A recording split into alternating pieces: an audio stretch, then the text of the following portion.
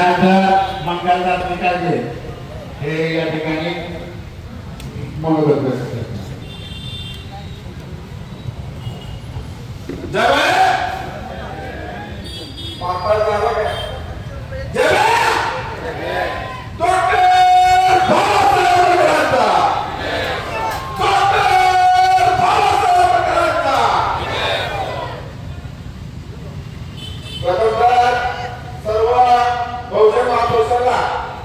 विनम्र असं अभिवादन करून आज आपण या ठिकाणी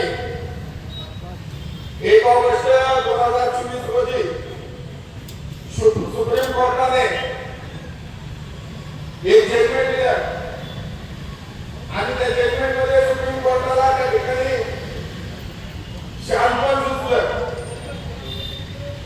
शहाणपण सुचण्याचं कारण 1 ऑगस्ट रोजी हा निर्णय घेण्यात आला. आता 1 ऑगस्ट काय असते? लोकशाही अण्णाभाऊ साठे यांची जयंती असते आणि लोकशाही अण्णाभाऊ साठे यांच्या जयंती दिवशी मातंग समाजाच्या मागणीवरून त्या ठिकाणी अनुसूचित जातीमध्ये उपवर्गीकरण करण्याचे हे जजमेंट त्या ठिकाणी दिलेलं आहे. सुप्रीम कोर्ट म्हणते की राज्याने वर्गीकरणाचा निर्णय त्या ठिकाणी घ्यावा. परंतु तुम्ही जर भारतीय संविधानातील 341 342 ज्या अनुसूचित जाती जमातीसाठी दिलेलं आहे ते जर तुम्ही व्यवस्थित वाचलं तर त्याच्यामध्ये स्पष्टपणे अशी तरतूद करण्यात आली आहे की अनुसूचित जाती जमातीमध्ये जर तुम्हाला वर्गीकरण करायचं असेल किंवा कोणत्याही पद्धतीचा बदल त्या ठिकाणी करायचा असेल तर तो सर्वोच्च संसदेला आहे. आता या संसदेला हे अधिकार हातावर देखील सुप्रीम कोर्टाने हा निर्णय दिला. सुप्रीम कोर्टाला त्या ठिकाणी शहाणपण का सुचलं याचं कारण होते या देशामध्ये केंद्र सरकारमध्ये आणि या महाराष्ट्रामध्ये जे बीजेपी RSS या ठिकाणी जे सरकार आहे त्याचा जो अजेंडा आहे तिथल्या अनुसूचित जाती जमातीमध्ये त्या ठिकाणी फूट पडली पाहिजे, ही लोक यांच्यामध्ये विभाजन झालं पाहिजे यासाठीचा अजेंडा त्या ठिकाणी त्यांनी या सुप्रीम कोर्टावरती देखील बर्डन आणून हा निर्णय त्या ठिकाणी सुप्रीम कोर्टाच्या माध्यमातून आणलेला. त्यामुळे या देशामध्ये जरी सुप्रीम कोर्ट सर्वोच्च असलं तरी सुप्रीम कोर्ट हे सर्वोच्च नसून संसद या देशाची सर्वोच्च एवढं ध्यानात ठेवा. कारण संसदेला या निर्णयामध्ये अनुसूचित जातीमध्ये त्या ठिकाणी बदल करण्याचा अधिकार आहे. हा बदल करण्याचा अधिकार संसदेला असताना या ठिकाणी सुप्रीम कोर्ट मध्यस्थी करताय आणि या राज्य सरकारला म्हणताय की तुम्ही याच्यामध्ये बदल करा. राज्य सरकार देखील या ठिकाणी अनंत बदल समिती त्या ठिकाणी स्थापन करते आणि ती अनंत बदल समिती एकाच ठिकाणी कुठेतरी बसते तिथून समितीचा अहवाल तयार करते आणि त्या ठिकाणी देते.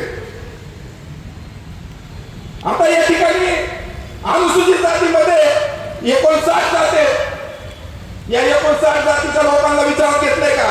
तर या 59 जातीच्या लोकांना विचारात घेतलं जात नाही. केवळ एका जातीची मागणी आणि एका जातीची पण मागणी नाही, RSSच्या काही दलाल भरव्यांची ती मागणी आहे, बीजेपीच्या काही दलाल भरव्यांची ती मागणी आहे. आणि आपण फक्त त्या लोकांनाच नाही तर आपल्यातल्या देखील काही लोकांची ती मागणी आहे. त्या दलाल भरव्याला मला या ठिकाणी सांगायचंय, लवकर लायकीत या, लवकर लायकीत या. तुम्हाला देखील धडा शिकवला जाईल. गद्दारांच्या यादीमध्ये गणलं जाऊ नका, स्वाभिमानाच्या यादीमध्ये गणलं जावा, स्वाभिमानाच्या यादीमध्ये गणलं जावा. या ठिकाणी समानताच तुम्हाला आणायची आहे. फडणवीस टरबुजाला मला सांगायचंय, लय पृष्ठभागाला तुझ्या जर चुनचुन होत असेल ना तर अनुसूचित जाती जमातीची जी लोक आहेत ना त्यांच्या वक्त्यांची सुधारणा कर, त्या ठिकाणी शिक्षणाचं प्रमाण वाढव, त्यांच्या निधीच्या बाबतीत तू निर्णय घे. निधी वाढवून दे ना आमच्या बाबतीत. आमचा निधी तू चोरतोय. सामाजिक न्याय विभागाचा निधी कित्येक कोटीचा निधी त्या ठिकाणी त्यांनी लाडक्या बहीण योजनेसाठी वापरला का नाही? मग तुम्ही आमच्या हक्काचा निधी जर इतरत्र वापरणार आणि आमच्याच लोकांना आमच्यावरती त्यांची प्रगती झाली नाही म्हणून आमच्यावरती सोडणार तर हे आम्ही खपवून घेणार नाही. फडणवीसाला माझं सांगणं आहे की षडयंत्र लवकरात लवकर बंद झालं पाहिजे. अबकडे वर्गीकरण करण्याचा अधिकार राज्य सरकार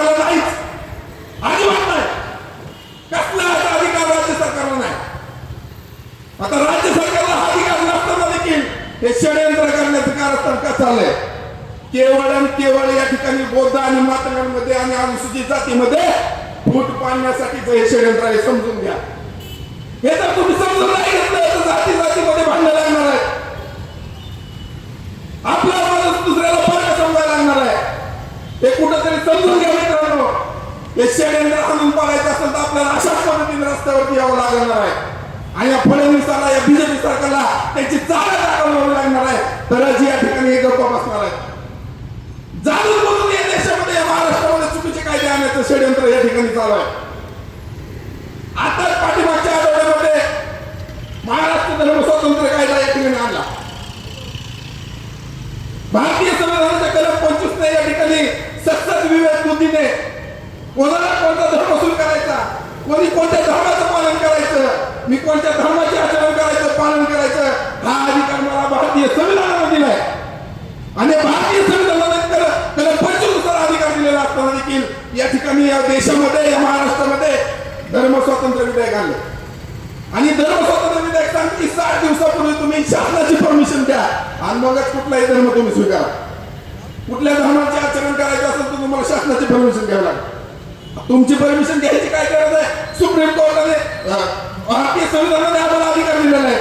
भारतीय संविधानावर आम्हाला कुठलाही अधिकार दिला असेल तर तुम्ही कायदे करणारे पडवे कोण तुम्ही? हे असे कायदे पुढे जाऊन टिकत नाहीत. त्याच्यावरती एक जरी याचिका दाखल झाली तर हे कायदे निष्ठ लागू होणार आहे. परंतु या देशामध्ये या ठिकाणी अस्तव्यस्त एखादा विषय कुठेतरी न्यायचा आणि त्या ठिकाणी गुंतवून लोकांना ठेवायचं, अशा प्रकारचं काम या महाराष्ट्र सरकारच्या या फडणवीसांनी केलेलं आहे. चुकीच्या पद्धतीने कायदे माहिती अधिकारामध्ये देखील बदल करण्यात आला. तो देखील निर्णय त्यांना पाठीमागे घ्यावा लागला. अशाच पद्धतीने हा देखील निर्णय म्हणजे अनुसूचित जाती जमातीमध्ये देखील या ठिकाणी अशी फूट पाडण्याचं काम आणि चुकीचा निर्णय आणायचा आणि परत तो पाठीमागे घ्यायचा, हे आपलं षडयंत्र चालू आहे. तुम्हाला लईच लई कमी येतो ना तर आमच्या जातीच्या लोकांना अनुसूचित जातीची प्रगती होण्यासाठी 5-5 एकर जमीन देण्याची या ठिकाणी योजना आहे. त्या अंमलबजावणी करा ना. त्या अंमलबजावणी का करत नाही? त्यासाठी निधी का देत नाही? आमच्या लोकांचं जीवनमान का सुधारत नाही? भारतीय संविधान म्हणतंय जर कोण पाठीमागे राहत असेल तर त्यांचं जीवनमान सुधारण्यासाठी त्या ठिकाणी तुम्ही उपाययोजना केल्या पाहिजे. का त्या उपाययोजना नाही करत आणि नुसतं आम्हाला भांडण लावायचं, महाराणी मागासोबत भांडण करायचं, महाराज सोबत महाराणी मागासोबत. आणि काय चाललंय काय आरक्षण आले म्हणले हा महाराष्ट्र फुले शाहू आंबेडकरांचा महाराष्ट्रच नाही, महाराष्ट्रच नाही, फुले शाहू आंबेडकरांचा महाराष्ट्र नाही. महाराष्ट्र यांच्या इच्छा गौऱ्यांचा महाराष्ट्र आहे. हेळकेवार, फडणवीस यांचा महाराष्ट्र आहे. सावरकर यांचा महाराष्ट्र आहे.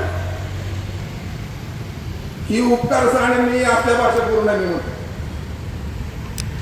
अगदी नाही काहीच करायचं नाही. तुम्हाला नवीन काही करायची गरज नाही. बाबासाहेब आंबेडकरांनी सगळं देऊन ठेवलं. तुम्हाला काहीच करायचं नाही. आज शिका आली रस्त्यावरती उतरून संघटित व्हा, शिका, संघटित व्हा, संघर्ष करा. तुम्ही शिकायला तयार नाही, रस्त्यावर घरातून बाहेर यायला तयार नाही. घरात बसून मिळणार आहे का? मिळणार आहे का? मला सांगा, कुणाला घरात बसून मिळणार आहे का? आरक्षण ही काय गरिबी हटवचा कार्यक्रम नाही. हजारो वर्षाची मुलं आम्ही सहन केली तेव्हा हे आरक्षण मिळाले. कुठंतरी समानता यावी म्हणून हे आरक्षण मिळाले. आणि समानता जर आणायची असेल तर तुम्हाला शिक्षण घ्यावं लागेल. शिक्षण जर घेतलं नाही तुम्हाला आरक्षण मिळणार नाही. किती तुम्ही कडक केलं ना तरी पण आरक्षण मिळणार नाही. तुम्हाला शिकावं लागणार. कडक केलं तरी शिकावं लागणार आहे. कारण जोपर्यंत तुम्ही शिकत नाही, जोपर्यंत मुख्य प्रवाहात येत नाही, तुम्हाला आरक्षणाचा लाभच मिळणार नाही. जर तुमचा माणूसच तिथं कॅन्डिडेट नसेल तर त्या माणसाची जागा ओपनला जाणार आहे. हे देखील समजून घ्या. ओपनला जाणार आहे. गेल्याच काही 5-6 वर्षापूर्वी आपलं सोनगाव गाव आहे, सोनगाव, त्या ठिकाणी 10वी पास पोलीस भरती, पोलीस पाटलाची त्या ठिकाणी पद त्या ठिकाणी रिक्त झालं होतं. ते आरक्षण त्या ठिकाणी असणाऱ्या पारधी समाजाच्या व्यक्तीला त्या ठिकाणी ते आरक्षण पडलं होतं. पण त्या ठिकाणी 10वी शिकलेला पारधी समाजाचा माणूसच नव्हता. 10वी शिकलेला पारधी समाजाचा माणूसच नव्हता. त्यांनी 2-3 वेळा त्या ठिकाणी अनाऊन्स केलं की कोणी व्यक्ती असेल तर त्यांनी तेव्हा अर्ज भरून त्या ठिकाणी पोलीस पाटील हो. पण त्या ठिकाणी पारधी समाजाचा माणूस नसल्यामुळं त्या ठिकाणची ती जी जागा आहे ती ओपनला गेली. काय गेले ओपन लागेल ती जागा आणि आज ओपनच्या त्या ठिकाणी पोलीस पाठवले. तुम्ही शिकणारच नसतात, मुख्य प्रवाहात येणारच नसतात तर तुम्हाला आरक्षणाचा लाभ मिळणार आहे का तर नाही मिळणार मित्रांनो. त्यामुळे तुम्हाला शिक्षण या ठिकाणी घ्यावं लागणार आहे तरच तुम्हाला आरक्षणाचा लाभ मिळणार. ही लय दिवस चालणार नाही, की भांडणं बिंडणं लय दिवस चालणार नाही. कधीतरी आपण देखील हे जे बीजेपीचं RSSचं सरकार आहे ही बाकीची जे आपल्यातली पण ती महाराची पण मी सांगतो महाराची जे ती समरसता काय ती जसं बोलता चालू आहे ती बंद करा लवकरच. तुम्हाला सांगतो की लय झाले आता RSS बीजेपी ती तुमचा अजेंडा इथं जर चालवा बघितला तर तुम्हाला आता जोड्याने मारल्याशिवाय आम्ही पण राहणार नाही एवढे ना तुला बाजारने अटकायचा तुमच्यामुळे ते आमच्या समाजाचं वाटोळ व्हायला लागले. तुमच्यामुळे ह्याची हिंमत व्हायला लागली की आमच्या महाराष्ट्रामध्ये महाराष्ट्रामध्ये ही भांडणं लावायला लागली. तुमच्यामुळे भांडण तुमच्यामुळे चुकीच्या पद्धतीनं तुम्ही जे त्या आणताय ना लोकांना ती गुरुची फिरुची बुरुटी कोण तुमची समोर लोक ती त्यांना सांगतोय. हा त्यामुळे या ठिकाणी असणाऱ्या या मोर्चामध्ये आजच्या ज्या प्रामुख्याने त्यासाठी मागण्या जाणून बुजून आमच्या जर अनुसूचित जातीतल्या लोकांमधील मातंग समाजाला जर वाटत असेल की आम्ही जर मागे राहतोय किंवा आरक्षण आमचं कोण खातंय तर त्यांच्यासाठी आम्ही या मोर्चामध्ये प्रामुख्याने या ठिकाणी विशेष मागण्या आम्ही केल्या. विशेष मागण्या कारण अनुसूचित जातीतला माणूस जर कोण पाठीमागे राहत असेल तर त्यांच्यासाठी उपाययोजना करणं ही शासनाची जबाबदारी आहे. शासनाने अवघड वर्गीकरण करून त्या ठिकाणी तुमचा काहीच फायदा होणार नाही. तुम्हाला जर आरक्षणाचा लाभ घ्यायचा असेल या योजनेचा लाभ घ्यायचा असेल तर तुम्ही तसं तरतुदी करा. त्यासाठी आम्ही ह्या मागण्या केलेल्या आहेत. शासनाने या मागण्यांकडे लक्ष द्यावं अन्यथा शासनाला याचे दूषित परिणाम भोगावे लागणार आहेत. आणि फडणवीसांना येत्या 29ला सत्तेतून बाहेर फेकण्याची ताकद देखील या अनुसूचित जातीच्या लोकांनी ठेवली पाहिजे का नाही ठेवली पाहिजे. आणि आपल्या पाहिजे त्याला हाकायला पण